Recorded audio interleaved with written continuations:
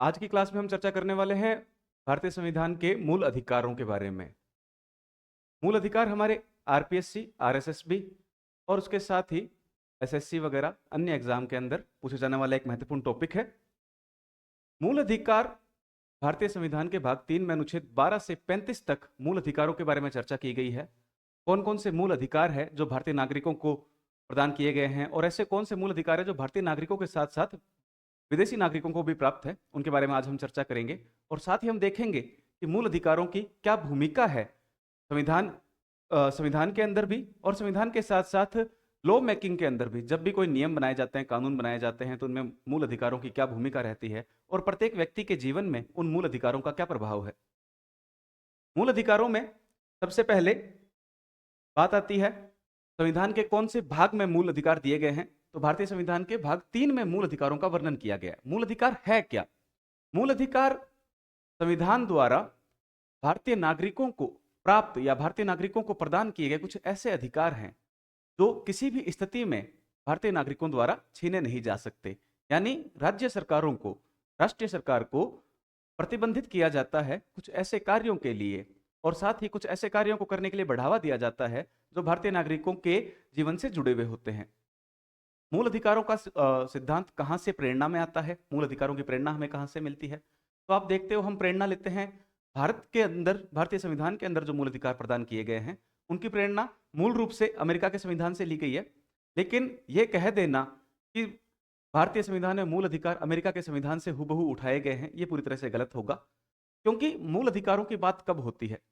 जब भी किसी देश में, जब भी किसी राष्ट्र में स्वतंत्रता की लड़ाई लड़ी जाती है, उस समय उस लड़ाई के, उस युद्ध के जो आधार होते हैं वो आधार मूल अधिकार होते हैं। अब एक बात सोचिए, जब भारत पर ब्रिटेन का, जब भारत पर इंग्लैंड का शासन था, उस समय क्या ऐसी परिस्थितियां थी कि भारतीय लोगों को स्वतंत्रता के लिए लड़ाई लड़नी पड़ी? क्यों भारतीय लोग जो है वो अंग्रेजों का राज स्वीकार नहीं कर सकते थे? ऐसी क्या समस्याएं थी उनके सामने कि उन्हें अपना खुद का राज चाहिए था या जो कह सकते हैं कानून की बागडोर अपने हाथों में चाहिए थी? ऐसे क्या कारण थे?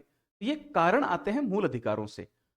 जब भी आप पर किसी अन्य व्यक्ति का अधिकार होगा, जब भी आप किसी अन्य व्यक्ति के अंडर काम करेंगे, तो वो व्यक्ति आपके साथ कैसा व्यवहार करता है, उससे आपके कार्य का व्यवहार निर्धारित होता है। मान लीजिए जब अंग्रेज भारत में राज कर रहे थे, तो उन्होंने भारतीय नागरिकों को कुछ बेसिक, कुछ आधारभूत सुविधाएं देने से मना कर दिया गया। जैसे बोलने की स्वतंत्रता नहीं थी उस समय। उस समय लोगों को अंग्रेज सरकार के खिलाफ बोलने की स्वतंत्रता नहीं थी। इसके साथ ही अनेकों प्रकार के कर आरोपित कर दिए जाते थे। धार्मिक स्वतंत्रताएं नहीं थी व्यक्ति को। कानून के समक्ष सभी व्यक्ति बराबर नहीं थे। ब्रिटिश जो नागरिक थे या ब्रिटिश व्यक्ति जो भारत में रहते थे, वो कानून के समक्ष उनको एक अलग दर्जा दिया जाता था, जो जबकि भारतीय मूल के जो नागरिक थे उनको कानून के समक्ष एक अलग दर्जा दिया जाता था। इन सभी बातों से ही स्वतंत्रता की लड़ाई शुरू होती है। जब दो लोगों को बराबर नहीं रखा जाता, जब दो लोगों को बराबर नहीं रखा जाता, उन दोनों में भेदभाव किया जाता है, वहीं से मूल अधिकारों की शुरुआत होती है कि एक एक व्यक्ति को अधिकार आपने दिए हैं, दूसरे व्यक्ति को अधिकार नहीं दे रहे हो। उस परिस्थिति में लड़ाई शुरू होती है। वहीं से भारतीय स्वाधीनता की, भारतीय स्वतंत्रता की लड़ाई शुरू हुई और आगे चलकर ये मूल अधिकार जो थे, जिनकी वजह से लड़ाई शुरू हुई, आगे चलकर स्वतंत्रता के बाद ये मूल अधिकार भारतीय संविधान में मूलभूत रूप से शामिल कर दिए गए, ताकि आने वाली कोई भी सरकार भारतीय संविधान के अंदर कार्य करते हुए अपने अपनी सीमाओं को ध्यान रखे। मूल अधिकार विशेष रूप से राज्य सरकार के लिए प्रतिबंध है। राज्य सरकार के लिए कुछ सीमाएं निर्धारित की गई है कि आप इन सीमाओं के अंदर अंदर ही किसी भी व्यक्ति के ऊपर शासन कर सकते हैं। इन सीमाओं से बाहर नहीं जा सकते। प्रत्येक व्यक्ति को कुछ मूल अधिकार दिए गए हैं, उनका हनन नहीं किया जा सकता किसी भी सरकार द्वारा। यह मूल अधिकारों के बारे में चर्चा है। मूल अधिकार भारतीय संविधान के भाग 3 में आज हम चर्चा करेंगे। प्रयास करेंगे हर एक मूल अधिकार को, हर एक उस बात को एक स्पष्ट नजरिए से समझें। छोटी से छोटी बात जो एग्जाम में पूछी जा सकती है उसको समझने का भी प्रयास करेंगे और साथ ही साथ याद करने का भी प्रयास करेंगे। मूल अधिकारों के बारे में चर्चा करते हैं तो आज हम बात करेंगे समानता के अधिकार के बारे में। मूल अधिकार भारतीय संविधान के भाग 3 में दिए गए हैं। भाग 3 में आप देखोगे अनुच्छेद 12 से 35 तक, आर्टिकल 12 से 35 तक मूल अधिकारों का वर्णन किया गया है। 12 से 35 में कितने प्रकार के मूल अधिकार है? मूल रूप से 7 प्रकार के मूल अधिकार थे, वर्तमान में 6 प्रकार के मूल अधिकार हैं। ये मूल अधिकार कहां से आते हैं? अगर पेपर में प्रश्न पूछा जाए आपको, तो अमेरिका से प्रेरित। अमेरिका के संविधान में मूल अधिकारों का वर्णन किया गया है। हमने अमेरिका के संविधान से प्रेरित होकर हमारे संविधान में ही मूल अधिकारों का वर्णन कर दिया। अगर आप ब्रिटेन का संविधान देखते हो, ब्रिटेन का संविधान लिखित संविधान नहीं है, मौखिक संविधान है। मूल अधिकार वहां पर भी प्रदान किए गए हैं, लेकिन लिखित रूप में मूल अधिकार नहीं दिए गए हैं। तो लिखित रूप में मूल अधिकार देने की जो बात आती है, वो हमने उठाई है अमेरिका के संविधान से। भाग 3 को भारतीय संविधान का मैग्ना कार्टा कहा जाता है। भारतीय संविधान का मैग्ना कार्टा। मैग्ना कार्टा क्या है? मैग्ना कार्टा क्या है? सबसे पहले 12वीं सदी में सबसे पहले 12वीं सदी में अमेरिका द्वारा कुछ व्यापारियों को कुछ अधिकार प्रदान किए गए थे। जो व्यापारियों को अधिकार प्रदान किए गए थे, उस अधिकार प्रपत्र को, जिस प्रपत्र पर अधिकार दिए गए थे, उस प्रपत्र को नाम दिया गया था मैग्ना कार्टा। मूल अधिकारों से संबंधित पहला प्रपत्र था। इसीलिए भाग 3 को, जिसमें भारतीय संविधान के अंतर्गत मूल अधिकार दिए गए हैं, उस भाग 3 को भारतीय संविधान का मैग्ना कार्टा कहा जाता है। उच्चतम न्यायालय व उच्च न्यायालय मूल अधिकारों का रक्षक, संरक्षक, प्रहरी या अभिभावक है। ये सारे वर्ड याद रखोगे, रक्षक, संरक्षक, प्रहरी या अभिभावक। उच्चतम न्यायालय, सुप्रीम कोर्ट और हाई कोर्ट को, उच्चतम न्यायालय व उच्च न्यायालय, इन दोनों न्यायालयों को यह अधिकार दिया गया है कि अगर किसी व्यक्ति का मूल अधिकारों का हनन होता है, तो ये दोनों न्यायालय अपील द्वारा या स्वतः संज्ञान लेते हुए मूल अधिकारों को वापस रिस्टोर करवा सकते हैं। इसीलिए इनको अभिभावक या संरक्षक कहा जाता है मूल अधिकारों का। मूल अधिकारों, अच्छा, जब भारतीय संविधान का निर्माण हो रहा था, उस समय संविधान सभा के अंदर मूल अधिकारों से संबंधित एक अलग समिति का निर्माण किया गया, जिसका काम था मूल अधिकारों की विषय वस्तु का निर्धारण करना और संविधान में जिस रूप में मूल अधिकार जोड़े जाएंगे, उस रूप का निर्धारण करना। तो जो मूल अधिकार समिति बनी, उसके अध्यक्ष कौन थे? मूल अधिकार समिति के अध्यक्ष थे सरदार वल्लभ भाई पटेल। और इसी के साथ एक उप समिति भी बनाई गई, मूल अधिकारों से संबंधित उप समिति बनाई गई। उप समिति के अध्यक्ष थे जेबी कृपलानी। इस उप समिति के अंदर कई सदस्य भी थे। उन सदस्यों में से एक डॉक्टर भीमराव अंबेडकर भी थे। मूल अधिकारों से संबंधित जो उप समिति थी, उस उप समिति के सदस्य थे डॉक्टर बी आर अंबेडकर। उप समिति के अध्यक्ष कौन थे? जेबी कृपलानी थे। मूल अधिकारों से संबंधित समिति के अध्यक्ष कौन थे? सरदार वल्लभ भाई पटेल थे। अब आप बात करते हैं मूल अधिकार कुल कितने हैं। तो जैसे मैंने आपको बताया, भारतीय संविधान में मूल रूप से कितने मूल अधिकार थे? 7 मूल अधिकार थे। उसमें से एक मूल अधिकार को हटा दिया गया है। कौन सा है, देखते हैं। सर्वप्रथम हम बात करते हैं समानता के अधिकार की। समानता का अधिकार आता है अनुच्छेद 14 से 18 के अंतर्गत। उसके बाद स्वतंत्रता का अधिकार अनुच्छेद 19 से 22, शोषण के विरुद्ध अधिकार अनुच्छेद 23 से 24, धर्म की स्वतंत्रता का अधिकार अनुच्छेद 25 से 28, संस्कृति और शिक्षा संबंधी अधिकार अनुच्छेद 29 से 30। उसके बाद जो छठा मूल अधिकार था संपत्ति का अधिकार, जो अनुच्छेद 31 में जिसका वर्णन किया गया था, इसको हटा दिया गया 44वें संविधान संशोधन द्वारा। 44वें संविधान संशोधन द्वारा 1978 में संपत्ति के मूल अधिकार को, संपत्ति जमा करने, संपत्ति का अधिग्रहण करने, संपत्ति खरीदने, इससे संबंधित जो मूल अधिकार था, उसको 1978 में पूरी तरह से समाप्त कर दिया गया, मूल अधिकारों की सूची से हटा दिया गया। और इसको कहां जोड़ा गया? इसको जोड़ा गया भाग 12 में अनुच्छेद 300 के तहत विधिक अधिकार या कानूनी अधिकार बना दिया। यानी इस अधिकार को मूल अधिकार से हटाते हुए विधिक अधिकार या कानूनी अधिकार बना दिया गया। इसके बाद जो अनुच्छेद 32 में आता है संवैधानिक उपचारों का अधिकार, अनुच्छेद 32 जो सबसे महत्वपूर्ण है। ये सभी अधिकार जो है हम बारी बारी से पढ़ेंगे। आज की क्लास में हम बात करेंगे प्रमुख रूप से अनुच्छेद 12, 13 और उसके बाद 14 से 18 तक समानता के अधिकार के बारे में। सबसे पहले आता है अनुच्छेद 12। अभी हमने देखा समानता का अधिकार शुरू कहां से हो रहा है? अनुच्छेद 14 से 18 में। और मूल अधिकारों के संबंध में जो प्रावधान किए गए हैं वो अनुच्छेद 12 से किए गए। तो अनुच्छेद 12 में क्या प्रावधान किया गया है? अनुच्छेद 12 में लिखा गया है कि मूल अधिकारों से संबंधित जितने भी अनुच्छेद हैं, उन अनुच्छेदों में हर अनुच्छेद में आपको राज्य शब्द देखने को मिलेगा। उस राज्य शब्द का मतलब क्या है? राज्य शब्द से जब मूल अधिकारों में राज्य की बात होती है तो उस राज्य शब्द का मतलब क्या है? तो लिखा है मूल अधिकारों संबंधित विभिन्न उपबंधों में वर्णित राज्य शब्द को परिभाषित। अनुच्छेद 12 में परिभाषा दी गई है। किसकी परिभाषा दी गई है? राज्य शब्द की परिभाषा दी गई है। राज्य शब्द में क्या क्या शामिल होगा? तो राज्य शब्द में देखो, भारत सरकार, संसद प्रमुख रूप से कह सकते हो, जिसमें लोकसभा, राज्यसभा और राष्ट्रपति। लोकसभा और राज्यसभा मिलकर कोई भी बिल लेके आते हैं, राष्ट्रपति उस पर मोहर लगा के उस बिल को एक्ट बनाते हैं। यानी कोई भी कानून बनाने वाली, प्रमुख रूप से भारत एक देश के रूप में देखें तो उस देश में कानून बनाने वाली संस्था कौन है? संसद है, लोकसभा, राज्यसभा और राष्ट्रपति। तो सबसे पहले राज्य की परिभाषा में संसद आ जाएगी, भारत सरकार आएगी। उसके बाद राज्य स्तर पर राज्य सरकार और विधानमंडल। विधानमंडल के अंदर विधानसभा और विधान परिषद दोनों है। विधानसभा, जिन राज्यों में विधानसभा और विधान परिषद है उन राज्यों में दोनों, और जिन राज्यों में सिर्फ विधानसभा है उन राज्यों में विधानसभा। राज्य शब्द के अंदर संसद का, उसके अलावा विधानमंडल का, और उसके साथ साथ स्थानीय निकाय भी हैं। राष्ट्रीय स्तर पर संसद, राज्य स्तर पर राज्य विधानमंडल, और स्थानीय स्तर पर आप देखते हो पंचायती राज की संस्थाएं आ सकती है, नगर पालिका संस्थाएं, महानगर, जिला बोर्ड, छावनी बोर्ड, और उसके साथ साथ सार्वजनिक क्षेत्र के उपक्रम, जिनको आप पीएसयू बोलते हो, पब्लिक सेक्टर यूनिट। इसके अंदर क्या हो सकता है? एलआईसी हो सकती है, ओएनजीसी हो सकता है, सेल हो सकता है, स्टील अथॉरिटी इंडिया लिमिटेड। ये सारी संस्थाएं और ऐसी ही अन्य संस्थाएं जो है, वो संस्थाएं भी राज्य के अंतर्गत आ सकती है। इन संस्थाओं से मेरा मतलब क्या है? आप देखो, सार्वजनिक क्षेत्र के उपक्रम क्या है? जैसे एलआईसी है, एलआईसी अपने कार्मिकों के लिए नियम बनाता है। जब भी एलआईसी अपने कार्मिकों के लिए नियम बनाएगा, उन नियमों के अंदर उन्हें मूल अधिकारों का ध्यान रखना होगा। किसी भी नियम के अंतर्गत, यानी कोई भी ऐसा सार्वजनिक क्षेत्र की संस्था है जो अपने जो भी कर्मचारी है, उन कर्मचारियों के लिए जब भी नियम बनाती है, उन नियमों के अंदर आप कभी भी मूल अधिकारों का हनन नहीं कर सकते। तो हर सार्वजनिक क्षेत्र के उपक्रम पर यह बात लागू होती है।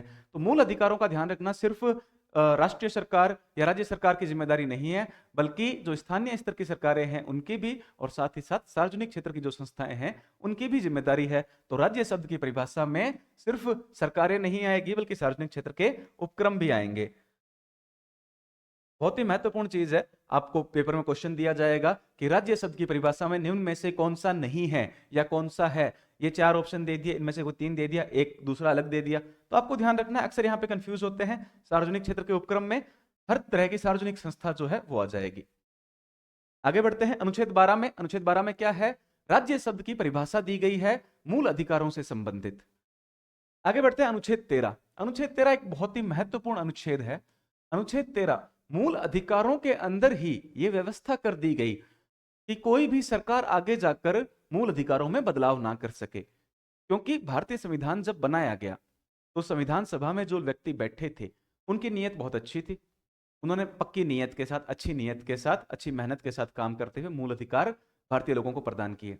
लेकिन उनको इस बात का भी अंदेशा था कि आगे आने वाले समय में जो सरकारें आएगी, हो सकता है सभी सरकारें इस नियत के साथ, जिस नियत के साथ संविधान निर्माताओं ने संविधान की रचना की है, उस नियत के साथ काम ना करें। हो सकता है उनकी नियत में कुछ बदलाव आ जाए, जिसकी वजह से भारतीय लोगों को अपने मूल अधिकार भी उनके मूल अधिकारों में कमी हो सकती है, उनको अपने मूल अधिकार गंवाने पड़ सकते हैं।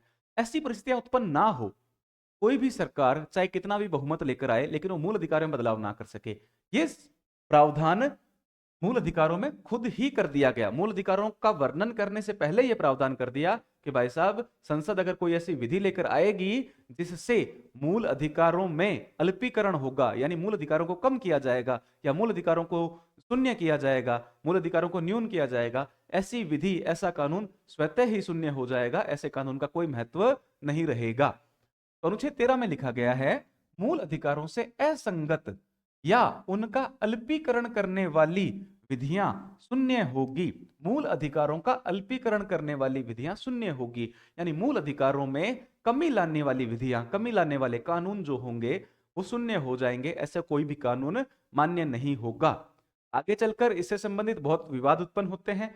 उन विवादों को लेकर कई सुप्रीम कोर्ट के बड़े निर्णय आते हैं, क्योंकि अनुच्छेद 13 में जब ये बात लिख दी गई, अब आप भी देखोगे सॉरी, जब अनुच्छेद 13 में यह बात लिख दी गई कि कोई भी ऐसा प्रावधान नहीं लाया जा सकता, कोई भी ऐसी विधि नहीं लाई जा सकती जिसके तहत मूल अधिकारों में कमी कर दी जाए या मूल अधिकारों में बदलाव कर दिया जाए। तो आप देखते हो कि मूल अधिकारों में हर समय बदलाव किए गए। मूल अधिकारों में जैसे आप अनुच्छेद 15 देखिए, अनुच्छेद 16 देखिए, हर समय मूल अधिकारों में कुछ ना कुछ जोड़ किया गया है, कुछ घटाया गया है। वो कैसे संभव हो पाया? उसके लिए आने वाली सरकारों ने अलग अलग समय में अलग अलग कुछ प्रावधान किए और अनुच्छेद 13 को अलग रखा उन प्रावधानों से। अनुच्छेद 13 में क्या बात लिखी? अनुच्छेद 12 में क्या था? राज्य की परिभाषा। अनुच्छेद 13 में क्या है? मूल अधिकारों को कम करने वाली विधियां, कम करने वाले कानून स्वतः शून्य हो जाएंगे। ये ध्यान रखोगे। इसमें दो सिद्धांत आते हैं, एक है आच्छादन का सिद्धांत, एक है पृथक्करण का सिद्धांत। संविधान में नहीं लिखे गए हैं इन सिद्धांतों का बारे में, लेकिन ये सिद्धांत जो है प्रमुख रूप से काम आते हैं अनुच्छेद 13 के बारे में चर्चा करते हुए। आच्छादन के सिद्धांत में लिखा है, संविधान के लागू होने से पूर्व की विधियों का यदि मूल अधिकारों से टकराव उत्पन्न होता है तो मूल अधिकारों को प्राथमिकता दी जाएगी। यानी संविधान लागू हुआ उससे पहले के कोई ऐसे कानून हैं जो मूल अधिकारों से विरोधाभास की स्थिति रखते हैं, मान लीजिए 1935 के अधिनियम के अंतर्गत या उसके बाद या उससे पहले के किसी भी अधिनियम के अंतर्गत कोई ऐसे कानून बनाए गए जो मूल अधिकारों से विरोधाभास रखते हैं, उनके अपोजिट डायरेक्शन में जाते हो, तो वो अपने आप शून्य हो जाएंगे, मूल अधिकार ही प्रधान रहेंगे। यह है आच्छादन का सिद्धांत। और पृथक्करण का सिद्धांत है, अगर कोई संसद ऐसी विधि बनाती है तो मूल अधिकारों का उल्लंघन करती है तो विधि नहीं बना सकती। यानी संसद ऐसी कोई विधि नहीं बनाएगी जो मूल अधिकारों का हनन या उल्लंघन करती है। संसद को अलग कर दिया गया, संसद को पृथक कर दिया मूल अधिकारों से संबंधित विधि बनाने से। और यदि ऐसी कोई विधि बनाई भी जाती है तो न्यायपालिका उसकी समीक्षा कर सकती है। अधिकार किसके पास है? न्यायपालिका के पास है, सुप्रीम कोर्ट के पास है। संसद द्वारा कोई भी अगर ऐसी विधि बनाई जाए जिसमें मूल अधिकारों से संबंधित कोई कमी करी जाती है या उससे विरोधाभास की स्थिति रखने वाली कोई विधि बनाई जाती है तो न्यायपालिका उसका रिव्यू कर सकती है, समीक्षा कर सकती है। अनुच्छेद 12 में राज्य की परिभाषा, अनुच्छेद 13 में लिखा गया है मूल अधिकारों से संबंधित कोई भी विधि स्वतः शून्य हो जाएगी, ऐसी कोई विधि काम में नहीं रहेगी। उसके बाद आता है अनुच्छेद 14। यहां से हमारा शुरू होता है समानता का अधिकार। अनुच्छेद 12 और 13 में जो सामान्य बातें लिखी गई है वो सभी मूल अधिकारों पर, सभी अनुच्छेद आगे जो हम पढ़ेंगे मूल अधिकारों में उन पर लागू होती है। लेकिन अनुच्छेद 14 में, अब अनुच्छेद 14 से 18 तक चलेंगे, समानता का अधिकार। समानता का अधिकार क्या है? सर्वप्रथम जो मूल अधिकारों में जो अधिकार दिया गया है वो समानता का अधिकार। समानता का मतलब बराबरी का अधिकार, right of equality, right to equality. सभी लोग समान रहें। अगर समान नहीं है तो राज्य उनको समान बनाए, और अगर ऐसी कोई विधियां प्रचलन में हैं जो उनकी समानता को अलग अलग करती है, लोग समान नहीं रह सकते जिस कारण या जिसके कारण लोगों में भेदभाव बढ़ता है, वर्गीकरण बढ़ता है, तो उन विधियों को राज्य शून्य करे। इसके तहत कुल 5 अनुच्छेद हैं, कुल 5 प्रकार की कुल 5 प्रकार के अधिकार दिए गए हैं, कुल 5 प्रकार की व्यवस्थाएं की गई है। इसमें सबसे पहले आता है अनुच्छेद 14, सबसे महत्वपूर्ण। लिखा है, राज्य भारत के, एक बात यह भी ध्यान रखनी है आपको, आजकल जो आरपीएससी या अधीनस्थ बोर्ड के एग्जाम का लेवल है उसमें आपको सिर्फ समझ होना जरूरी नहीं है कि आपको अनुच्छेद 14 में क्या लिखा गया है, अनुच्छेद 14 में किस प्रकार की समानता की बात की गई है, उसकी समझ होना आवश्यक, सिर्फ समझ होना आवश्यक नहीं है। उसके साथ साथ आपको जो एग्जैक्ट लैंग्वेज है उस आर्टिकल की, जो एकदम सही भाषा है उस अनुच्छेद में जो लिखी गई है, उस भाषा को भी आपको याद रखना पड़ेगा। तो ये भाषा क्या है? अनुच्छेद 14 के अंदर, राज्य भारत के राज्य क्षेत्र में किसी व्यक्ति को विधि के समक्ष समता या विधियों के समान संरक्षण से वंचित नहीं करेगा। अनुच्छेद 14 जो है वो किसकी बात करता है? बात करता है विधि के समक्ष समानता, विधि के समक्ष समानता और साथ ही साथ विधियों का समान संरक्षण।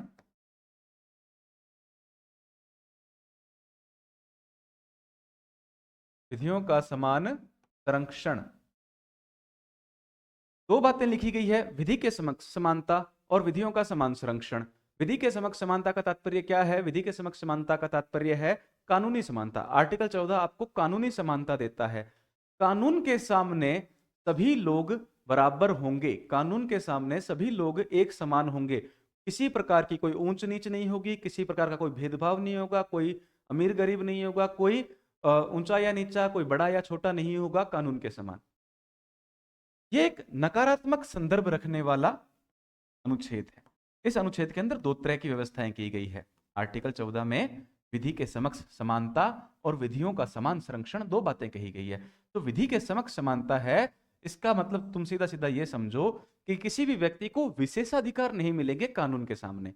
विधि के सामने सभी प्रकार के विशेषाधिकारों की अनुपस्थिति, कोई भी व्यक्ति विशेषाधिकारों की परिस्थिति में नहीं रहेगा, किसी भी व्यक्ति को किसी भी प्रकार के विशेषाधिकार या स्पेशल राइट्स नहीं मिलेंगे कानून के सामने। चाहे वो समाज में किसी भी प्रकार का ओहदा रखता हो, जब वो कानून के सामने आएगा तो वो अन्य सभी व्यक्तियों के जैसे ही समानता की स्थिति में होगा। विधि के समक्ष समानता ये कहती है, यानी विशेष अधिकारों की अनुपस्थिति। इसीलिए ये एक नकारात्मक संदर्भ रखने वाला, यानी राज्यों राज्यों पर यह प्रबंध किया गया है कि राज्य सभी को विधि के समक्ष समान रखेंगे। विधि के समक्ष किसी को भी कोई विशेषाधिकार नहीं प्रदान करेंगे राज्य। राज्यों के लिए प्रबंध किया गया है विधि के समक्ष समानता का। विधि के समक्ष समानता की अवधारणा कहां से उठाई गई है? तो विधि के समक्ष समानता की अवधारणा उठाई गई है ब्रिटिश संविधान से। ब्रिटेन के संविधान में विधि के शासन की बात की गई है। विधि के शासन की बात की गई है, रूल ऑफ लॉ। विधि के शासन का एक मूलभूत तत्व माना गया है विधि के समक्ष समानता की। अगर कानून का शासन आप स्थापित करना चाहते हो तो कानून के शासन में आपको कानून के समक्ष समानता की आवश्यकता है। पहली बात तो ये। उसके बाद लिखा गया है विधि का समान संरक्षण। विधियों का समान संरक्षण। विधियों का समान संरक्षण क्या है? Equal protection of law.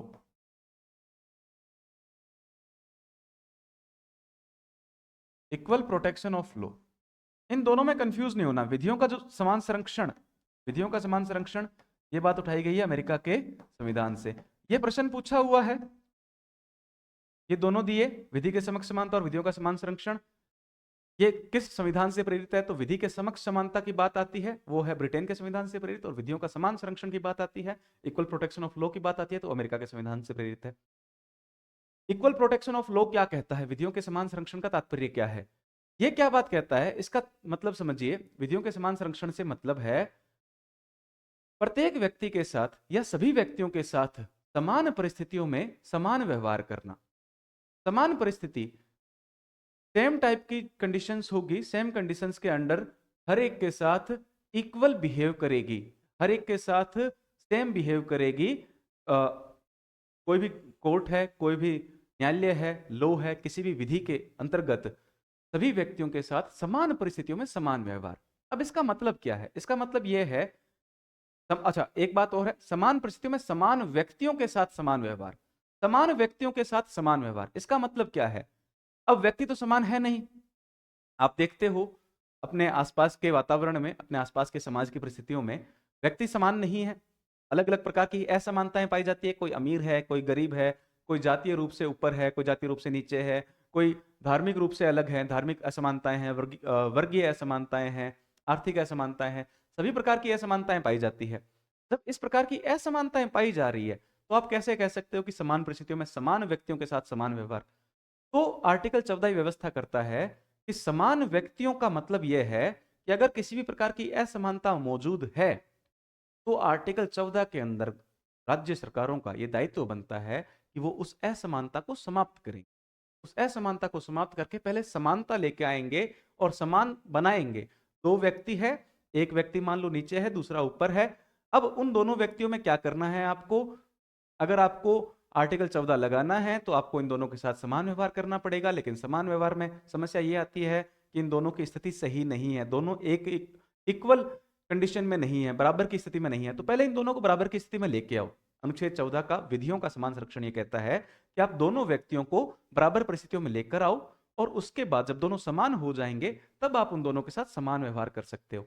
ये बात क्यों जरूरी है, इस बात का महत्व समझो। आप आर्टिकल 15 में पढ़ेंगे, अगला अनुच्छेद पढ़ेंगे हम। उस अनुच्छेद में हम देखेंगे, आर्टिकल 15 में, आर्टिकल 16 में हम देखते हैं कि चाहे शैक्षणिक संस्थाएं हैं, चाहे लोक नियोजन है, सरकारी नौकरियों की बात करें, उनमें आरक्षण का प्रावधान किया गया है। वो आरक्षण का प्रावधान क्यों किया गया है? एससी के लिए, एसटी के लिए, ओबीसी के लिए, वर्तमान में ईडब्ल्यूएस के लिए भी, और अन्य प्रकार की जातियों के लिए भी, जो पिछड़ी हुई जातियां हैं आर्थिक और सामाजिक रूप से, उनके लिए आरक्षण का प्रावधान किया जाता है। यह आरक्षण का प्रावधान किस लिए किया जाता है? आरक्षण का प्रावधान का तात्पर्य यह है कि कुछ ऐसे वर्ग हैं भारतीय समाज में, कुछ ऐसे समुदाय हैं, कुछ ऐसे वर्ग हैं जो बाकी अन्य वर्गों की तुलना में काफी पिछड़े हुए हैं। तो जब वो पिछड़े हुए वर्ग हैं तो उनको आप बाकी अन्य वर्गों के साथ एक समान नहीं रख सकते। और जब आप बात करोगे कि आप सभी के साथ समान व्यवहार करो, तो समान व्यवहार तो आप तब करेंगे जब दोनों समान परिस्थितियों में होंगे। समान परिस्थितियों में लाने के लिए राज्यों के ऊपर यह दायित्व बनता है कि जो व्यक्ति या जो वर्ग पिछड़े हुए हैं उनको आप, उनके लिए कुछ ऐसी व्यवस्थाएं करें ताकि वो भी रेस में बाकी सबके बराबर आ सके। जब वो रेस में बाकी सबके बराबर आ जाएंगे तब आप वहां पर दोनों के लिए कानून के समक्ष समानता का या विधियों के समान संरक्षण का सिद्धांत लागू कर सकते हैं। तो आर्टिकल 14 का जो दूसरा पॉइंट है, विधियों के समान संरक्षण, बहुत ही महत्वपूर्ण पॉइंट है, क्योंकि यहीं से आरक्षण का जो दार्शनिक आधार है वो आता है। यहां से आप ये सीखते हो कि अगर असमानता मौजूद है समाज में, तो आप उस असमानता को दूर करने का प्रयास करेंगे, उन दोनों व्यक्तियों को समान परिस्थितियों में लाएंगे और उसके बाद आप उन पर समान कानून लागू करेंगे।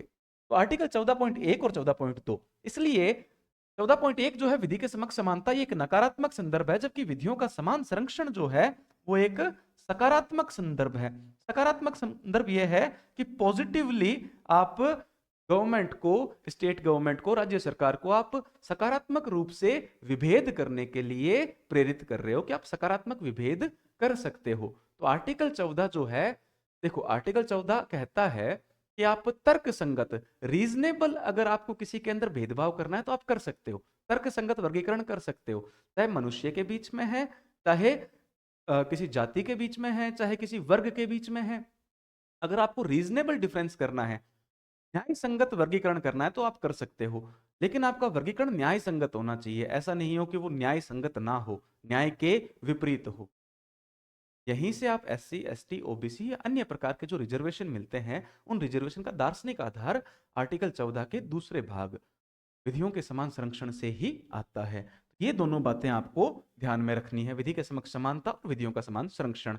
उसके बाद आप देखते हो आर्टिकल 14 के अंदर ही बात करते हैं, आर्टिकल 14 के कुछ अपवाद भी हैं। जैसे जब मैं बात कर रहा हूं, जब मैं आपको कह रहा हूं कि कोई भी व्यक्ति विधि के समक्ष, किसी भी व्यक्ति को विशेषाधिकार नहीं मिलेंगे, तो क्या यह बात हमेशा लागू होती है या कुछ परिस्थितियों में इसका उल्लंघन भी किया जा सकता है? क्या कुछ ऐसे व्यक्ति होते हैं जिनको कुछ विशेषाधिकार दिए जाते हैं ताकि वो राज्य सरकार के अंदर कार्य कर सके और देश के लिए अच्छे कार्य कर सके? उनको क्या ऐसे विशेष अधिकार दिए जा सकते हैं या दिए जाने आवश्यक है? तो भारतीय संविधान का आर्टिकल 361 देखते हो आप, अनुच्छेद 361। अनुच्छेद 361 में क्या कहा गया है? अनुच्छेद 361 में राष्ट्रपति और राज्यपाल, राष्ट्रपति और राज्यपाल को कुछ विशेष अधिकार दिए गए हैं। राष्ट्रपति और राज्यपाल को कुछ विशेषाधिकार दिए जाते हैं। ये विशेषाधिकार क्या है? राष्ट्रपति और राज्यपाल को कुछ विशेष अधिकार दिए जाते हैं 361 के अंतर्गत। ये 361 आर्टिकल जो है वो अनुच्छेद 14 का अपवाद है। कैसे है? अनुच्छेद 361 में कहा जाता है कि राष्ट्रपति और राज्यपाल जो है अपने कार्यकाल के दौरान, अपनी पदावधि के दौरान किए गए कार्यों के लिए किसी भी न्यायालय में जिम्मेवार नहीं माने जाएंगे, किसी भी न्यायालय में उनकी जवाबदेही नहीं होगी। यानी कोई राष्ट्रपति या कोई भी राज्यपाल पद पर रहते हुए अगर कोई गलत कार्य भी करता है तो आप उस बात को लेकर, उस मुद्दे को लेकर कोर्ट में नहीं जा सकते। वहां पर उन परिस्थितियों में उस पद पर रहते हुए उन्हें कुछ विशेष अधिकार दिए जाते हैं जो आर्टिकल 14 से उनको अलग बना देते हैं। आर्टिकल 14 में तो हमने पढ़ा कि सभी व्यक्तियों को समान अधिकार मिलेंगे, सभी कानून के समक्ष बराबर रहेंगे, किसी को विशेष अधिकार नहीं मिलेंगे। लेकिन राष्ट्रपति और राज्यपाल ऐसी पोस्ट हैं, ऐसे पद हैं जहां पर उनको ऐसे विशेष अधिकार दिए जाते हैं कि वो कानून से इतर हो जाते हैं, कानून से अलग हो जाते हैं। इसके साथ ही कुछ और भी इनको अधिकार हैं, जैसे कि इनकी सिविल मामलों में इनको गिरफ्तार नहीं किया जा सकता। जिस समय ये पद पर रहेंगे तो किसी भी न्यायालय द्वारा, किसी भी कोर्ट द्वारा इनके खिलाफ गिरफ्तारी का जो वारंट है वो नहीं जारी किया जा सकता। सिविल मामलों में इनके खिलाफ कोई कार्यवाही नहीं हो सकती। क्रिमिनल मामलों में कार्यवाही होती है तो 2 महीनों का पहले नोटिस दिया जाता है। इस तरह की कुछ और उपबंध किए गए हैं आर्टिकल 361 के अंडर। आर्टिकल 361 के साथ साथ आप देखते हो आर्टिकल 105, अनुच्छेद 105 और अनुच्छेद 194, ये दोनों अनुच्छेद भी, अनुच्छेद 105 और अनुच्छेद 194 भी आर्टिकल 14 के, अनुच्छेद 14 के अपवाद है। कैसे है? अनुच्छेद 105 में अगर मैं बात करूं, अनुच्छेद 105 में संसद और संसद के जो सदस्य होते हैं जिनको सांसद कहते हैं, संसद और संसद के सदस्य यानी सांसदों के विशेषाधिकार दिए गए हैं। कोई एक सांसद है, वो संसद के अंदर, लोकसभा या राज्यसभा के अंदर खड़े होकर उस समय, उस कार्यवाही के दौरान, संसद की कार्यवाही में अगर कुछ बोलता है, कुछ भी कथन करता है, कुछ भी कमेंट करता है, तो वो अपनी टिप्पणी के लिए किसी भी न्यायालय में जवाबदेह नहीं होगा। इसलिए आप देखते हो हमारे जो सांसद होते हैं वो संसद में खड़े होकर किसी भी प्रकार की भाषा का प्रयोग कर लेते हैं। ये बात बिल्कुल सही है कि वो गाली गलौज का प्रयोग नहीं करते, लेकिन उसके अलावा अन्यत्र कई प्रकार की टिप्पणियां कर दी जाती है कई बार, जिससे वो कई बार वायरल भी बहुत हो जाते हैं, है ना? आपने देखे होंगे ऐसे कुछ मुद्दे। लेकिन क्या उनकी कोई जवाबदेही बनती है? अगर किसी ने किसी व्यक्ति को कुछ गलत बोला है संसद की कार्यवाही के दौरान, तो क्या उसकी कोई जवाबदेही बनती है? नहीं बनती है, क्योंकि अनुच्छेद 105 में संसद और उसके सदस्यों को कुछ विशेषाधिकार दिए गए हैं। इसमें यह है कि सांसद जो होंगे वो संसद की कार्यवाही के दौरान जो भी कुछ कहेंगे उस बात को लेकर न्यायालय में आप नहीं जा सकते, न्यायालय में उनकी कोई जवाबदेही नहीं होगी। तो अनुच्छेद 105 भी आर्टिकल 14 का अपवाद है। और अनुच्छेद 194 में जैसे सांसदों को अधिकार प्राप्त होते हैं, वैसे ही राज्य विधानमंडल में विधायकों को भी वैसे ही अधिकार दिए जाते हैं। राज्य विधानमंडल में विधायकों को भी बिल्कुल वैसे ही अधिकार दिए जा सकते हैं जैसे संसद में सांसदों को अधिकार प्रदान होते हैं। तो ये है। इसके अलावा आर्टिकल 31C भी है, आर्टिकल 31C भी है। आर्टिकल 31C हम थोड़ा आगे पढ़ेंगे, अभी आप ये ध्यान रखोगे। इसके अंतर्गत अनुच्छेद 14 के अंतर्गत अपवाद कौन कौन से हैं? आर्टिकल 361 है, 105 है, 194 है, आर्टिकल 31C है। 31C के बारे में आगे चर्चा करेंगे। उसके साथ साथ 361 के नाम का एक अनुच्छेद है।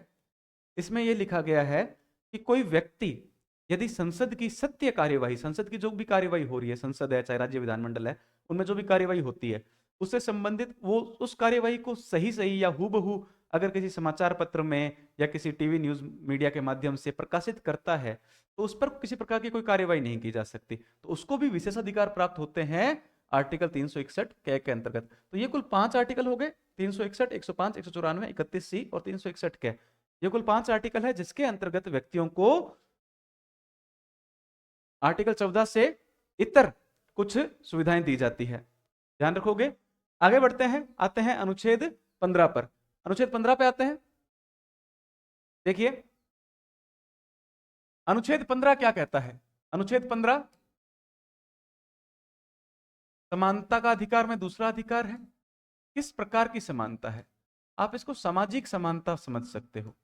पहला अगर कानूनी समानता था तो अनुच्छेद 15 सामाजिक समानता का प्रावधान करता है।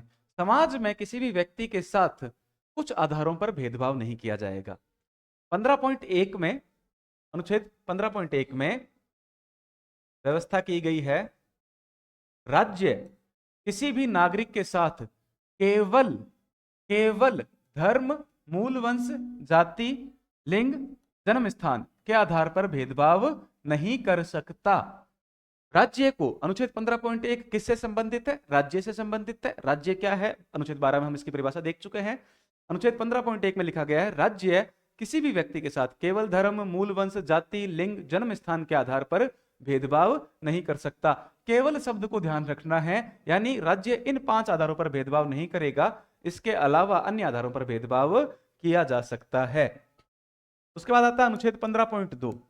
अनुच्छेद 15.2 जो है, राज्य प्लस नागरिक दोनों के लिए, राज्य प्लस व्यक्ति दोनों के लिए। अनुच्छेद 15.1 केवल राज्य के लिए होता है।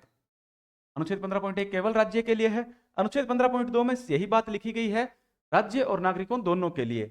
राज्य और कोई भी व्यक्ति किसी अन्य व्यक्ति के साथ केवल धर्म, मूल वंश, जाति, लिंग, जन्म स्थान के आधार पर भेदभाव नहीं कर सकता। अनुच्छेद 15.2 क्या कहता है?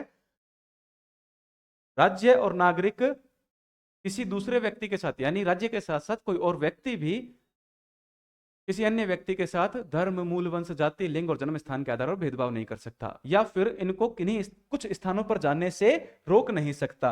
वो स्थान कौन कौन से हैं? अनुच्छेद 15.2 में कुछ स्थानों का वर्णन किया गया है। जैसे आप समझ सकते हो, सड़क पर जाने से, होटल, रेस्टोरेंट, रेस्तरां बोलते हैं जिसको, कुएं से पानी निकालने से, बावड़ी है, कोई जलकूप है, ठीक है, और मनोरंजन के स्थान है जैसे सिनेमाघर वगैरह हो गए। इनमें से किसी स्थान पर किसी व्यक्ति के साथ भेदभाव नहीं किया जाएगा धर्म, वंश, जाति, लिंग और जन्म स्थान को लेकर। यानी पहले के समय में ऐसा होता था कि जाति आधार पर या धार्मिक आधार पर लोगों का प्रवेश वर्जित होता था किसी स्थानों पर। कुछ ऐसे स्थान होते थे जो केवल पुरुषों के लिए है, महिलाओं के लिए नहीं है, या कुछ ऐसे स्थान थे जो केवल एक विशेष स्थान पर जन्म लेने वाले एक विशेष स्थान के व्यक्तियों के लिए ही ओपन रहते थे। बाहर से अगर कोई व्यक्ति आ रहा तो उसके लिए ओपन नहीं था। अनुच्छेद 15.2 में व्यवस्था कर दी गई कि धर्म, वंश, जाति, लिंग और जन्म स्थान, इन 5 चीजों को लेकर आप किसी भी व्यक्ति को कहीं पर जाने से रोकोगे नहीं। वो जगह कौन कौन सी हो सकती है? अधिकतर जितनी भी अधिकतर जितनी भी जगह होती है, अधिकतर जितनी भी पब्लिक प्लेसेस होते हैं, सार्वजनिक जगह होती है, उन जगहों पर जाने से किसी व्यक्ति को रोका नहीं जाएगा, अनुच्छेद 15.2 के अंतर्गत। अनुच्छेद 15.3 क्या कहता है? अनुच्छेद 15.3 कहता है राज्य सरकार महिलाओं व बच्चों के लिए विशेष कानून बना सकती है। अनुच्छेद 15.3 राज्य सरकार को दायित्व देता है कि महिलाओं व बच्चों के लिए आप क्या करोगे? विशेष कानून बनाओगे, स्पेशल लॉ बनाओगे। अनुच्छेद 15.3 के अंतर्गत किस प्रकार के कानून बनाए जा सकते हैं आप देखो। जब राज्य सरकार को दायित्व दिया गया है विशेष कानून बनाने के लिए, तो आप देख सकते हो इसके अंदर जैसे बच्चों की बात करते हैं या महिलाओं की बात करते हैं, तो महिलाओं के लिए अलग से आप देखते हो police station, female only police station बनने लगे हैं, जहां पर केवल केवल महिलाएं ही कार्यरत होती है। उसके अलावा लड़कों के लिए और लड़कियों के लिए अलग अलग स्कूलिंग की जो व्यवस्थाएं होती है, या अलग अलग सेपरेट जो हॉस्टल्स बनते हैं, जैसे आप देखते हो कस्तूरबा गांधी बालिका विद्यालय है, सिर्फ लड़कियों के लिए है, उसका निर्माण किया गया है ताकि लड़कियों को शिक्षा से जोड़ा जा सके, महिलाओं को शिक्षा से जोड़ा जा सके। उसके साथ साथ उनको रहने के लिए जो हॉस्टल्स बनते हैं वो सेपरेट हॉस्टल्स बनते हैं। इस तरह की व्यवस्था जो भी राज्य सरकार करती है वो अनुच्छेद 15.3 के अंतर्गत रह के कर सकती है। उसके अलावा मैटरनिटी बेनिफिट्स मिलते हैं महिलाओं को, है ना। अगर कोई भी महिला किसी सरकारी नौकरी में है तो मैटरनिटी के दौरान उसको कुछ बेनिफिट्स मिलते हैं, उसको अवकाश मिल सकता है, 6 महीने का अवकाश मिल सकता है, उस अवकाश के दौरान उसको पूरा वेतन मिलता है। ये जो सारी व्यवस्थाएं की जाती है वो अनुच्छेद 15.3 के अंतर्गत की जाती है, भारतीय संविधान मूल अधिकार के अंतर्गत, महिलाओं व बच्चों के लिए विशेष कानून। उसके बाद अनुच्छेद 15.4 आप देखते हो मूल संविधान में अनुच्छेद 15.3 तक का ही वर्णन था, 15.1, 15.2 और 15.3। इसके बाद जो 15.4 आता है वो 15.4 आता है पहले संविधान संशोधन से। पहला संविधान संशोधन हुआ 1951 में, 1950 में भारतीय संविधान लागू हुआ और पहला संविधान संशोधन किया गया 1951 में। 1951 में इस बारे में हम पहले भी चर्चा कर चुके हैं कि जब भारतीय संविधान लागू हुआ तो मद्रास की सरकार ने जो अनुसूचित जाति, जनजाति या सामाजिक और आर्थिक रूप से पिछड़े वर्ग थे उनके लिए शैक्षणिक संस्थाओं में, एजुकेशनल जो इंस्टीट्यूशंस थे उन संस्थाओं में उनके प्रवेश के लिए कुछ व्यवस्थाएं की, उनको एडमिशन के लिए कुछ व्यवस्थाएं कर दी गई, उनको रिजर्वेशन दिया गया, सही मायने में बात करें तो। वहां पर एक केस बाहर आया, चंपकम दोराईराजन बनाम मद्रास सरकार केस। उस केस के बारे में आप जान सकते हो, और भी मैंने पहले भी चर्चा की उस केस के बारे में।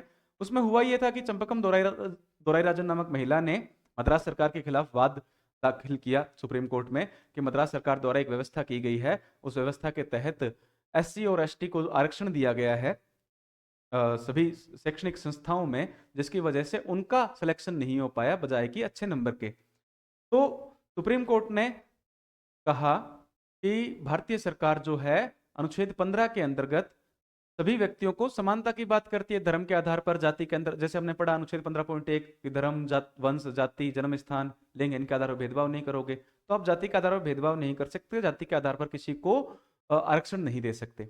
तो भारतीय सरकार ने 1951 में पहला संविधान संशोधन किया और अनुच्छेद 15.4 जोड़ दिया, अनुच्छेद 15.4 ऐड किया वहां पर। उस अनुच्छेद 15.4 में यह लिखा कि राज्य सरकार विशेष रूप से पिछड़े हुए वर्गों, अनुसूचित जाति, अनुसूचित जनजाति के लिए विशेष प्रावधान कर सकती है। यानी राज्य सरकार अगर चाहे तो ये विशेष प्रावधान किया जाएगा। ये विशेष प्रावधान जो है वो पॉजिटिव डिस्क्रिमिनेशन की कैटेगरी में आता है। पॉजिटिव डिस्क्रिमिनेशन का मतलब हुआ सकारात्मक भेदभाव की श्रेणी में आता है। तो इस प्रकार का जो भेदभाव होगा, इस प्रकार का जो डिस्क्रिमिनेशन होगा वो स्वीकार्य होना चाहिए, क्योंकि ये पिछड़े हुए वर्ग के लोगों को आगे बढ़ाने के लिए की जाने वाली व्यवस्था है। अनुच्छेद 15.4 जो है 1951 में जोड़ा गया था पहले संविधान संशोधन के द्वारा। प्रश्न यह भी पूछा गया है कि जो पहला संविधान संशोधन हुआ था वो कौन से वाद से, कौन से मुद्दे से प्रभावित था। तो कौन सा मुद्दा था? वो चंपकम दोराईराजन बनाम मद्रास सरकार का जो मुद्दा था उससे प्रभावित होकर भारतीय सरकार ने व्यवस्था करी कि 1951 में 15.4 आर्टिकल जोड़ दिया। इसमें यह व्यवस्था कर दी गई, इसमें लिखा तो गया विशेष प्रावधान, लेकिन विशेष प्रावधान का मतलब हो गया अनुच्छेद 15.4 के अंतर्गत शैक्षणिक संस्थाओं में रिजर्वेशन की बात कर दी गई। लेकिन यहां पे आप एक बात समझोगे, 15.4 में जो रिजर्वेशन की बात की गई है वो रिजर्वेशन दिया गया एससी, एसटी और एसईबीसी कैटेगरी को। ओबीसी कैटेगरी नहीं थी उस समय, एसईबीसी थी, socially and economically backward classes, सामाजिक और आर्थिक रूप से पिछड़े वर्ग के लिए। और उनको भी रिजर्वेशन कहां मिलेगा? राज्य सरकार की जो संस्थाएं थी उनमें, यानी शैक्षणिक संस्थाएं जैसे गवर्नमेंट स्कूल्स, गवर्नमेंट कॉलेजेस, उनमें एडमिशन के लिए रिजर्वेशन मिलेगा। और साथ ही साथ गवर्नमेंट एडेड कॉलेजेस में, यानी राज्य द्वारा वित्त पोषित संस्थाओं में उनको आरक्षण मिलेगा। यह था अनुच्छेद 15.4 में। उसके बाद अनुच्छेद 15.5 और जोड़ा गया। अनुच्छेद 15.5 और जोड़ा गया। 15.5 आता है 93वें संविधान संशोधन से। 93वें संविधान संशोधन, सीए लिख रहा हूं, सीए का मतलब है कॉन्स्टिट्यूशनल अमेंडमेंट, संविधान संशोधन। यह आया था 2005 में। यहां पर आप देखते हो 2005 में ओबीसी का जो आरक्षण था, ओबीसी को जो आरक्षण दिया गया था उसको संविधान में जोड़ दिया गया था। ओबीसी को आरक्षण 27% आरक्षण दिया गया था। कौन से संविधान संशोधन के तहत? 93वें संविधान संशोधन 2005 के अंतर्गत। अनुच्छेद 15.5 में क्या बात जुड़ी? अनुच्छेद 15.5 में यह बात जुड़ी कि सभी प्रकार की संस्थाओं में, सभी प्रकार की संस्थाओं में, अनुच्छेद 15.4 जो था, अनुच्छेद 15.4, उसमें सिर्फ और सिर्फ आप बात देखोगे राजकीय संस्थाओं में और राज्य द्वारा वित्त पोषित संस्थाओं में आरक्षण था। लेकिन अनुच्छेद 15.5 से सभी प्रकार की संस्थाओं में एससी, एसटी और ओबीसी को, सभी प्रकार की संस्थाएं मतलब शैक्षणिक संस्थाएं, एजुकेशनल इंस्टीट्यूशंस के अंदर, शैक्षणिक संस्थाओं के अंदर आरक्षण का प्रावधान कर दिया गया था। 15.4 और 15.5 में छोटा सा फर्क है। अनुच्छेद 15.4 जो है वो सिर्फ राजकीय संस्थाओं और राज्य वित्त पोषित संस्थाओं की बात करता है। अनुच्छेद 15.5 सभी प्रकार की संस्थाओं की बात करता है। इसमें एक बात ध्यान रखोगे, अनुच्छेद 15.5 जो है वो अल्पसंख्यक संस्थाओं की बात नहीं करता। आगे जब हम पढ़ेंगे मूल अधिकार तो अनुच्छेद 29 और 30 पढ़ेंगे, उसमें हम अल्पसंख्यक संस्थाओं के बारे में पढ़ेंगे। अल्पसंख्यक संस्थाओं में राज्य सरकार एससी, एसटी या ओबीसी को रिजर्वेशन नहीं दे सकती। अनुच्छेद 15.5 अल्पसंख्यक संस्थाओं को शामिल नहीं करता, जबकि 15.4, ये प्रश्न आपका छपने वाला, आरपीएससी में इस बार छपने वाला प्रश्न है, अनुच्छेद 15.4 में अल्पसंख्यक संस्थाएं भी शामिल है। अनुच्छेद 15.4 में अल्पसंख्यक संस्थाएं शामिल है, अनुच्छेद 15.4 अल्पसंख्यक संस्थाओं पर लागू नहीं होता। उसके बाद हम बात करते हैं, एक इसमें और रह गया, अनुच्छेद 15.6। अनुच्छेद 15.6 जो 103वां संविधान संशोधन हुआ था, 103वां संविधान संशोधन हुआ था 2019 में, जिसमें आप देखते हो ईडब्ल्यूएस के लिए आर्थिक रूप से जो पिछड़ा वर्ग था, इकोनॉमिकली वीकर सेक्शन, उनको भी 10% आरक्षण दे दिया गया 2019 में। तो अनुच्छेद 15.1 राज्यों के लिए व्यवस्था करता है कि राज्य किसी भी व्यक्ति को धर्म, मूल वंश, जाति, लिंग या जन्म स्थान के आधार पर विभेद नहीं करेंगे, भेदभाव नहीं करेंगे किसी व्यक्ति के साथ। 15.2 कहता है कि राज्य के साथ साथ नागरिक भी अन्य नागरिकों को सार्वजनिक जो स्थान है उन पर जाने से रोकेंगे नहीं, धर्म, मूल वंश, जाति, लिंग और जन्म स्थान को लेकर केवल। अनुच्छेद 15.3 कहता है कि राज्य सरकार महिलाओं व बच्चों के लिए विशेष प्रावधान कर सकती है। 15.4 जो है पहले संविधान संशोधन से जुड़ा है, चंपकम दोराई राजन और मद्रास सरकार का जो वाद था, उसके बाद अनुच्छेद 15.4 को जोड़ा गया। उसमें व्यवस्था करी गई कि शैक्षणिक संस्थाओं में, राजकीय संस्थाओं में और राज्य द्वारा वित्त पोषित संस्थाओं में एससी, एसटी और एससी, बीसी वर्ग को आरक्षण दिया जा सकता है प्रवेश के लिए। अनुच्छेद 15.4 93वें संविधान संशोधन 2005 द्वारा जुड़ा। उसमें व्यवस्था क्या की गई? ओबीसी के लिए आरक्षण 27% को संवैधानिक मान्यता मिल गई। और साथ ही साथ इस बात में लिखा क्या है, सभी प्रकार की संस्थाओं में आरक्षण होगा, सभी प्रकार की संस्थाओं में निजी संस्थाएं भी आ जाएगी। इसीलिए 2005 में इतना विरोध हुआ था, क्योंकि प्राइवेट कॉलेजेस के अंदर भी रिजर्वेशन को ऐड कर दिया गया था। उससे पहले तक निजी संस्थाओं में आरक्षण नहीं था, रिजर्वेशन नहीं था। ये हो गई बात। 15.6 में जो आर्थिक रूप से पिछड़ा वर्ग है उसको भी 10% आरक्षण का प्रावधान किया गया। जो बात कहां से आती है? 103वां संविधान संशोधन 2019 से। ये बात हो गई अनुच्छेद 15 की। अनुच्छेद 16 की बात करते हैं। अनुच्छेद 16 में आप देख सकते हो सरकारी नौकरियों में समानता की बात आती है। समानता किसमें? सरकारी नौकरियों में, लोक नियोजन में समानता का अवसर। तो लोक नियोजन के विषयों में अवसर की समानता, अनुच्छेद 16। अनुच्छेद 16 कहता है लोक नियोजन। लोक नियोजन का मतलब होता है सरकारी नौकरियां जो है, राज्य सरकार द्वारा जो नौकरियां जारी की जाएगी, उन नौकरियों में सभी को समान अवसर मिलेगा। अनुच्छेद 16.1 कहता है, अनुच्छेद 16.1 कहता है सरकारी नौकरियों यानी लोक नियोजन में सभी को समान अवसर। समान अवसर का मतलब क्या है? तो अनुच्छेद 16.2 में इसकी आगे थोड़ी व्याख्या की जाती है। लिखा जाता है राज्य किसी नागरिक के साथ धर्म, जाति, वंश, लिंग, उद्भव, यहाँ पे एक नया नया शब्द शामिल हुआ है उद्भव, जन्म स्थान, और साथ ही साथ एक और नया शब्द है निवास स्थान। इनके आधार पर सरकारी नौकरियों में भेदभाव नहीं किया जाएगा, विभेद नहीं किया जाएगा। धर्म, जाति, वंश, लिंग, उद्भव, जन्म स्थान और निवास स्थान के आधार पर सरकारी नौकरियों में भेदभाव नहीं किया जाएगा। अनुच्छेद 16.3 में इसी को थोड़ा सा और एक्सप्लेन किया। देखो जैसे निवास स्थान यहाँ पे सब जुड़ा है, तो अनुच्छेद 16.3 में ये बात लिख दी गई कि राज्य अगर चाहे, संसद अगर चाहे, तो संसद कुछ विधि बनाकर कुछ राज्यों में कुछ विशेष प्रकार के कार्यों के लिए स्थान की शर्त को लागू कर सकती है। यानी संसद विधि बनाकर यह तय कर सकती है कि मान लो जैसे राजस्थान राज्य है, उसमें कोई विशेष प्रकार का रोजगार है, तो विधि बनाकर यह तय किया जा सकता है कि उस रोजगार में सिर्फ राजस्थान के लोग ही काम करेंगे। जन्म स्थान या निवास स्थान को प्राथमिकता बनाया जा सकता है। कुछ नौकरियों में विधि बनाकर स्थानीय निवासियों को प्राथमिकता दी जा सकती है। देना भी आवश्यक है, ऐसा किया जा सकता है जब भी राज्य सरकार को लगे, जब भी राज्य सरकार को ये लगे कि यहाँ की जो सरकारी नौकरियां हैं, उन नौकरियों में इस राज्य के जो लोग हैं, इस राज्य के जो निवासी हैं, उन निवासियों का अच्छा खासा प्रतिनिधित्व नहीं है, तो वो ये नियम बना सकती है जब उसको लगे कि बाहर के लोग आकर, अन्य राज्यों से लोग आकर यहाँ की सरकारी नौकरियां हासिल कर रहे हैं, तो एक नियम बना सकती है कि यहाँ की जो नौकरियां हैं वो सिर्फ यहाँ के नागरिकों के लिए ही होगी, यहाँ के जो निवासी हैं उनके लिए ही होगी। इस तरह के नियम बनाए जा सकते हैं, लेकिन बिना नियम के इस तरह का काम नहीं किया जा सकता। अनुच्छेद 16.3 में ये बात की गई है। अनुच्छेद 16.4, अनुच्छेद 16.4 सरकारी नौकरियों में आरक्षण की बात करता है। सरकारी नौकरियों में आरक्षण के प्रावधान की बात करता है अनुच्छेद 16.4। अगर आप देखते हो, एससी यानी अनुसूचित जाति और एसटी यानी अनुसूचित जनजाति, इन दोनों के लिए सरकारी नौकरियों में आरक्षण का प्रावधान मूल संविधान में लिखा गया था। लेकिन उसके अलावा ओबीसी को जो आरक्षण मिलता है नौकरियों में, उसकी बात नहीं थी पहले। बाद में ओबीसी को 93वें संविधान संशोधन द्वारा नौकरियों में आरक्षण की बात भी जोड़ दी गई। 93वें संविधान संशोधन 2005 द्वारा। मूल रूप से किस किस वर्ग को आरक्षण का प्रावधान था संविधान में? एससी और एसटी के लिए। प्रश्न आता है पेपर में, क्या संविधान में मूल रूप से आरक्षण का प्रावधान था क्या? तो था, लेकिन सीमित था। दो जाति वर्गों के लिए था, अनुसूचित जाति के लिए और अनुसूचित जनजाति के लिए। 16.4 में हमने क्या देखा? देखो 16.4 में एससी और एसटी को आरक्षण था, ठीक है। यहां पर 4A और 4B भी दो बातें आती है। 4A में क्या लिखा गया है? 4A में पदोन्नति में आरक्षण की बात होती है। सरकारी नौकरियों में आरक्षण तो है, लेकिन अनुच्छेद 4A में पदोन्नति में यानी प्रमोशन में भी रिजर्वेशन की बात होती है। प्रमोशन में रिजर्वेशन मिलेगा सिर्फ एससी और एसटी को।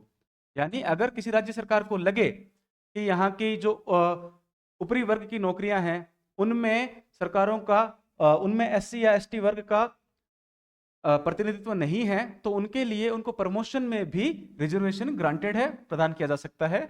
ये 77वें संविधान संशोधन से बात जोड़ी गई थी, मूल रूप से नहीं थी। अनुच्छेद 4B में क्या लिखा गया है?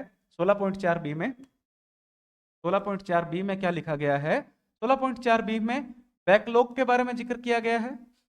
बैकलॉग क्या होता है, इसके बारे में बात करें अगर अपने, तो जब भी मान लीजिए कोई नौकरी आई, किसी नौकरी का एडवर्टीजमेंट, विज्ञापन जारी हुआ, विज्ञप्ति जारी हुई, उसमें मान लीजिए एससी के लिए 10 सीट थी, एससी वर्ग की 10 सीट थी, लेकिन जब परीक्षाएं हो गई और बोर्ड को 10 काबिल लोग नहीं मिले एससी वर्ग से, और मान लीजिए 6 काबिल लोग ही मिले, 6 ही लोग मिले जो उस साल चयन हो सकते थे, तो 6 सीटें तो भर गई, लेकिन बाकी कितनी रह गई? 4 सीटें बाकी रह गई।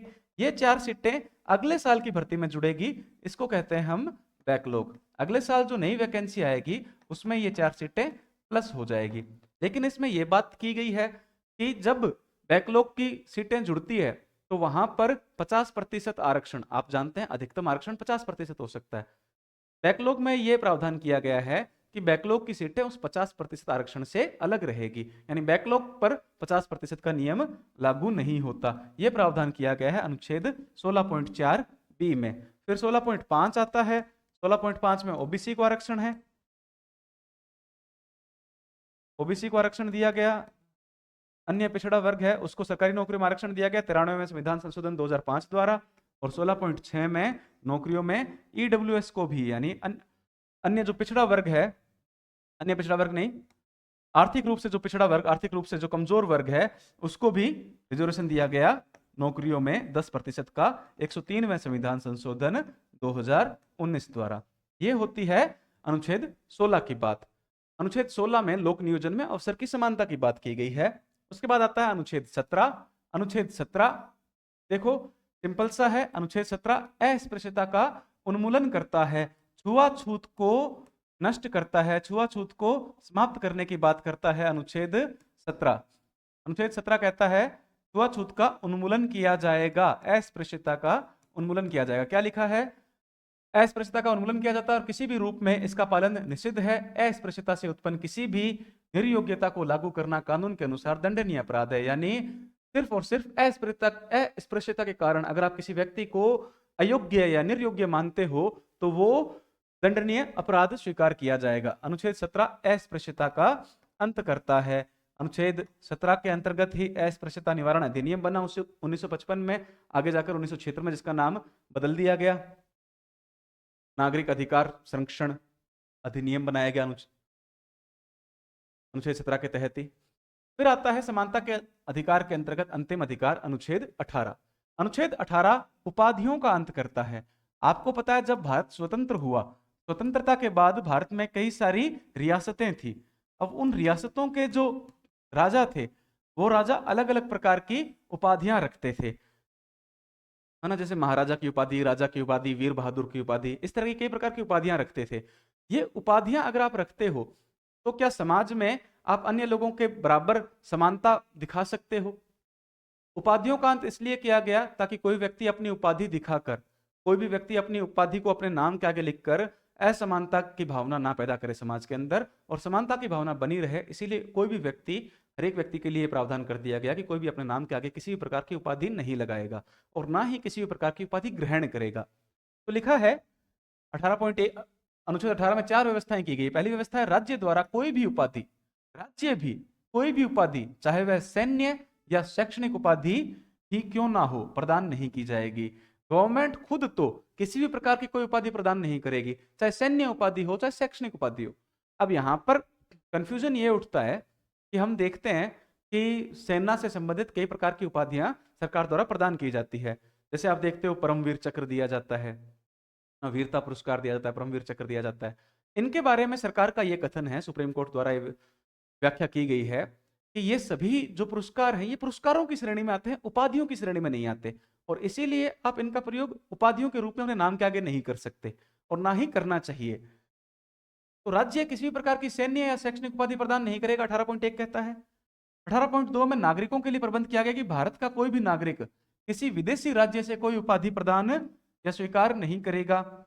18.3 में लिखा है कोई भी व्यक्ति जो भारत का नागरिक तो नहीं है लेकिन राज्य के अधीन लाभ या विश्वास का कोई पद धारण करते हुए राष्ट्रपति की सहमति के बिना किसी विदेशी राज्य से कोई उपाधि स्वीकार नहीं करेगा। यानी कोई गैर नागरिक है, कोई बाहर का नागरिक है, भारत का नागरिक नहीं है, लेकिन वो भारत के अधीन काम कर रहा है, भारत के अधीन किसी लाभ के पद पर रहते हुए कोई काम कर रहा है, तो अगर उसको किसी विदेशी राज्य से, किसी बाहरी राज्य से कोई पुरस्कार मिलना है, कोई पुरस्कार प्राप्त करना है, तो वो राष्ट्रपति से पूर्व सहमति लेगा, उसके बाद ही ऐसा कोई पुरस्कार या ऐसी कोई उपाधि स्वीकार करेगा। और अनुच्छेद 18.4 में लिखा है राज्य के अधीन लाभ या विश्वास का कोई पद धारण करने वाला कोई भी व्यक्ति राष्ट्रपति की सहमति के बिना किसी विदेशी राज्य से या उसके अधीन किसी भी प्रकार का कोई उपहार, पारिश्रमिक या पद स्वीकार नहीं करेगा। कोई ऐसा व्यक्ति जो राज्य के अधीन लाभ का पद धारण कर रहा है, उसको भी अगर कोई किसी विदेशी राज्य से कोई उपाधि प्राप्त करनी है, कोई उपहार प्राप्त करना है, तो पहले राष्ट्रपति की सहमति अनिवार्य होगी। आगे चलकर सुप्रीम कोर्ट ने अनुच्छेद 18 के संबंध में व्यवस्था करी कि जो पद्मश्री, पद्म भूषण, पद्म विभूषण जैसे पुरस्कार हैं, ये पुरस्कारों की श्रेणी में आते हैं, ये किसी उपाधि की श्रेणी में नहीं आते, इसलिए ये सरकारों द्वारा प्रदान किए जा सकते हैं। इस संबंध में यह भी व्यवस्था की गई है क्योंकि ये पुरस्कार हैं तो इनको अपने नाम के आगे या पीछे ना जोड़ा जाए। जैसे आप देखते हो कई लोग हैं जो अपने नाम के आगे पद्मश्री लगा लेते हैं, पद्म भूषण, पद्म विभूषण लगा लेते हैं, ठीक है। ये व्यवस्था की गई है। जब अनुच्छेद 18 के अंदर ये व्यवस्था की गई है तो वो लोग ऐसा क्यों करते हैं? तो तो अनुच्छेद 18 ये भी कहता है कि अनुच्छेद 18 आदेशात्मक नहीं है, निर्देशात्मक है। अनुच्छेद 18 आदेशात्मक ना होकर निर्देशात्मक है। यानी अगर अनुच्छेद 18 का उल्लंघन कोई व्यक्ति कर रहा है, इस प्रकार के किसी उपाधि को अपने नाम के आगे जोड़ रहा है, तो उस पर किसी प्रकार की कोई कानूनी कार्यवाही नहीं की जाएगी। यह उसकी समझ पर छोड़ा हुआ कार्य है कि आपको पुरस्कार प्रदान किया गया है, आप उसको उपाधि के रूप में अपने नाम के आगे ना जोड़ें। तो हमने आज पढ़ा है अनुच्छेद 14, 15, 16, 17 और 18 के अंतर्गत समानता का अधिकार। विधिक समानता, कानूनी समानता हो गई, सामाजिक समानता हो गई, सरकारी नौकरियों में समानता हो गई, छुआछूत का अंत हो गया और उपाधियों का अंत हो गया। कुल 5 प्रकार के मूल अधिकार ये देखे। उससे पहले अनुच्छेद 12 में राज्य की परिभाषा देखी और अनुच्छेद 13 में हमने पढ़ा ऐसे नियम जो मूल अधिकारों में बदलाव करते हैं, मूल अधिकारों में कमी करते हैं, उनको आप शून्य कर सकते हो, उनके अल्पीकरण या उनको ऐसे कोई भी नियम राज्य सरकार द्वारा नहीं बनाया जाएगा। ये सारी बातें आज की क्लास में हमने देखी। इसके बाद अगले जो अधिकार है अनुच्छेद 19 से लेकर जो स्वतंत्रता के अधिकार आएंगे और धार्मिक स्वतंत्रता के अधिकार आएंगे, वो हम अगली क्लासों में चर्चा करेंगे। तब तक के लिए धन्यवाद।